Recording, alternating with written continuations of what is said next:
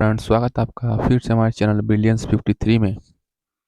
आज के इस वीडियो लेक्चर नंबर 28 में हम लोग जो भी लघुत्तरीय प्रश्न बनते हैं वर्तमान भारतीय समाज एवं प्रारंभिक शिक्षा में, इस वीडियो लेक्चर से हम लोग पढ़ेंगे। और इसके प्रीवियस लेक्चर का जो लिंक है इस वीडियो के डिस्क्रिप्शन बॉक्स में, वहाँ से इसके पहले वाला वीडियो आप लोग देख लीजिए, उसके बाद ये वीडियो देखिए। चलिए शुरू करते हैं। वीडियो के डिस्क्रिप्शन बॉक्स में टेलीग्राम का लिंक है, वहाँ से आप लोग पीडीएफ डाउनलोड कर सकते हैं। वहाँ से आप कुछ पूछ सकते हैं, कमेंट बॉक्स में आप कमेंट कर सकते हैं। वीडियो पसंद आए तो लाइक, चैनल शेयर, सब्सक्राइब सब कर सकते हैं। चलिए, इसके पहले क्या था, मॉन्टेसरी पद्धति के सिद्धांतों की विवेचना हुई थी। मॉन्टेसरी जी ने क्या बताया था मॉन्टेसरी पद्धति का सिद्धांत। तो चलिए, इसके नेक्स्ट प्रश्न क्या है, देखिए प्रश्न नंबर 112। प्रश्न नंबर 112 है, विद्यालय को शिक्षा का प्रभावशाली साधन किस प्रकार बनाया जा सकता है, स्पष्ट कीजिए। 2022 में पूछा है। ये क्या पूछा है कि विद्यालय को शिक्षा का प्रभावशाली साधन किस प्रकार बनाया जा सकता है। तो समाज अथवा राज्य अपने उद्देश्य की प्राप्ति औपचारिक अभिकरणों द्वारा करता है। इस अभिकरण के अंतर्गत हम शिक्षा की व्यवस्था सुचारू रूप से करते हैं। शिक्षा उद्देश्य निर्धारित किए जाते हैं। शिक्षण विधियां व पाठ्यचर्या की रूपरेखा तैयार कर शिक्षकों की देख रेख एवं निर्देशन में शिक्षा प्राप्त करते हैं। ये अभिकरण पूर्व निर्धारित होते हैं और इनके अपने नियम व निर्धारित कार्यक्रम होते हैं। साथ ही साथ ये अभिकरण प्रत्यक्ष रूप से बालक के आचरण को रूपांतरित करते हैं, इसीलिए प्रत्यक्ष साधन अथवा प्रभावी साधन कहलाते हैं। इस प्रकार शिक्षा के औपचारिक अभिकरण वे सामाजिक समूह अथवा संगठन हैं जिनका निर्माण समाज शिक्षा के उद्देश्यों की पूर्ति के लिए करता है।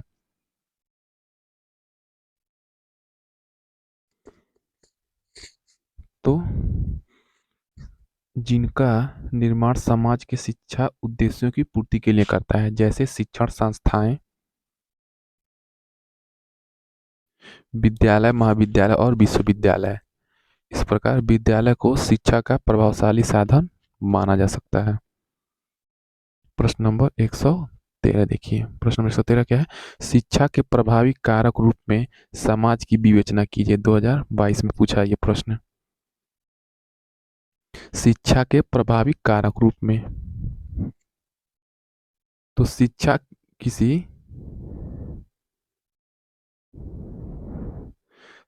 किसी समाज में सदैव चलने वाली वह सोद्देश्य सामाजिक प्रक्रिया। सोद्देश्य मतलब उद्देश्य के साथ, यानी कि अच्छे उद्देश्य के साथ सामाजिक प्रक्रिया है, ना कि असामाजिक प्रक्रिया है।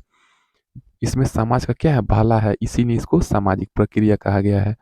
जिसके द्वारा मनुष्य की जन्मजात शक्तियों का विकास, उसके ज्ञान एवं कला, नॉलेज और आर्ट कौशल में वृद्धि तथा व्यवहार में परिवर्तन किया जाता है। शिक्षा के माध्यम से ज्ञान एवं कला कौशल में वृद्धि करके उसके व्यवहार में, व्यक्ति के व्यक्तित्व और व्यवहार में क्या होती है, बहुत सारे परिवर्तन आ जाते हैं शिक्षा के माध्यम से। और इस प्रकार उसे सुसंस्कृत सभ्य और सुसंस्कृत मतलब अच्छे संस्कारों वाला एवं योग्य नागरिक बनाया जाता है। इसके द्वारा व्यक्ति एवं समाज दोनों निरंतर विकास करते हैं। नेक्स्ट प्रश्न देखिए।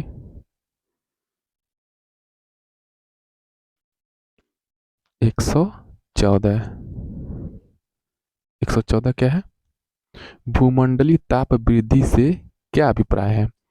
भूमंडलीय ताप वृद्धि, ग्लोबल वार्मिंग, इस भूमंडलीय ताप वृद्धि पर नियंत्रण किस प्रकार किया जा सकता है। तो भूमंडलीय ताप वृद्धि से अभिप्राय देखिए। तो भूमंडलीय ताप वृद्धि से अभिप्राय है कि पृथ्वी के कारण दिन प्रतिदिन भूमंडलीय ताप में वृद्धि होती जा रही है। आपको पता है हमारी पृथ्वी पे क्या हो रहा है, ग्रीन हाउस इफेक्ट हो गया और वैश्विक तापन। ये दो चीज़ें क्या हो रही हैं, बढ़ रही हैं, जिससे हमारे क्या हो रहा है, पृथ्वी का तापमान बढ़ता जा रहा है। सबसे पहले तो ग्रीन हाउस इफेक्ट है। Green house effect, green house effect मतलब क्या होता है, जैसे मान लीजिए एक बहुत बड़ा कमरा है, उसमें कुछ पेड़ पौधे लगा दीजिए। ठीक है, उसमें पेड़ पौधे लगा दीजिए और ऊपर क्या करिए, थोड़ा सा छिद्र छिद्र वाला ऐसे छिद्र नुमा जाली लगा दीजिए, और ये चारों तरफ से क्या है, पैक है। तो इसमें सूर्य का प्रकाश तो आएगा, ठीक है, सूर्य का प्रकाश आएगा, लेकिन जो ये पॉलीथीन ऊपर लगी है, इस पॉलीथीन की वजह से क्या होगी, इसका जो जो पेड़ पौधे पे पड़ेगा सूर्य का प्रकाश, वो क्या होगा, इस पॉलीथीन के ऊपर नहीं जाएगी। ठीक है, इस पॉलीथीन के ऊपर नहीं जाएगी। ऑब्वियस है कि जब इस पे पॉलीथीन है या प्लास्टिक लगा है, तो इससे क्या होगा, सूर्य का प्रकाश जो या जो दिन भर ये प्रकाश क्या होगा, इस कमरे में जाता रहेगा, उस कमरे में से क्या होगा, टेम्परेचर बाहर नहीं जाएगा, जिससे क्या होगा, इस कमरे का तापमान बढ़ जाएगा। और इस कमरे का तापमान बढ़ने से इसमें जो भी पेड़ पौधे आप लगाए हैं कमरे में, वो क्या होगा, पेड़ पौधे झुलस जाएंगे, या क्या हो जाएंगे, पेड़ पौधे नष्ट हो जाएंगे या वृद्धि नहीं करेंगे। उसी प्रकार इस कमरे को हमारा पृथ्वी मान लीजिए, और ये जो पॉलीथीन लगाए हैं इसको क्या मान लीजिए, हमारा वायुमंडल मान लीजिए। और ये सूर्य का प्रकाश आएगा तो क्या होगा, उसी प्रकार हमारी पृथ्वी पे क्या हो रही है, जो पेड़ पौधे हैं ये वायुमंडल को क्या कर रही है, कुछ हानिकारक गैसें होती हैं हमारे वायुमंडल में, जो सूर्य की रोशनी को, जो हमारे पेड़ पौधे पर पड़ती है, इन पेड़ पौधों के ऊपर तो सूर्य की रोशनी आ जाती है। लेकिन इस वायुमंडल में कुछ हानिकारक गैसों का परत, जैसे CO2 हो गया, मेथेन हो गया, CFCS हो गया, क्लोरोफ्लोरोकार्बन हो गया, इसके वजह से क्या होता है, नहीं जाता है ऊपर, क्या ये इसमें जो टेम्परेचर है हमारी पृथ्वी पे, जब टेम्परेचर जब नहीं निकल पाता है पृथ्वी से, तो हमारी पृथ्वी क्या रहती है, दिन प्रतिदिन गर्म हो रही है। यही क्या है, ग्रीन हाउस प्रभाव है। आज जब टेम्परेचर बढ़ रहा है तो ये हमारे पूरा पृथ्वी बढ़ रहा है, तो उसके पूरे पृथ्वी लेवल पे क्या कह देंगे, वैश्विक तापमान, यानी कि ग्लोबल वार्मिंग या भूमंडलीय ताप वृद्धि। यहाँ पे आप लोगों को आशा करते हैं ग्रीन हाउस प्रभाव समझ आ गया होगा। ठीक है, ग्रीन हाउस प्रभाव और दूसरा क्या जाएगा, वैश्विक तापन।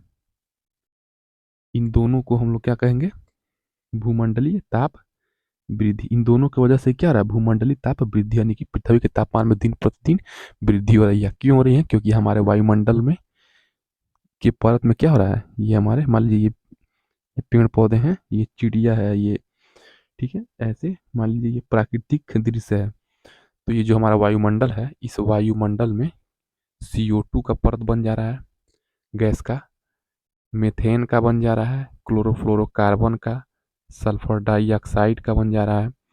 ठीक है, ये बहुत सारी हानिकारक गैसें क्या हो रही है, वायुमंडल के परत को क्या कर रही है, घेर ले रही हैं, जिससे टेम्परेचर पृथ्वी पर ही रुका रह जा रहा है, हानिकारक टेम्परेचर।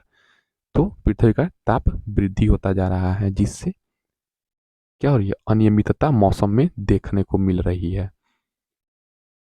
तो जो भी नेक्स्ट प्रश्न होगा नेक्स्ट वीडियो से पढ़ते हैं, तब तक हमारे चैनल पे जो भी हैं सेकंड सेमेस्टर वाले प्रशिक्षकों के साथ इस क्लास को शेयर करिए। आपको एकदम लॉजिकल और एकदम समझा करके पढ़ाया जाता है, और जो आपको ना समझ में आए आप लोग कमेंट कर सकते हैं। मिलते हैं नेक्स्ट वीडियो में। जय हिंद दोस्तों।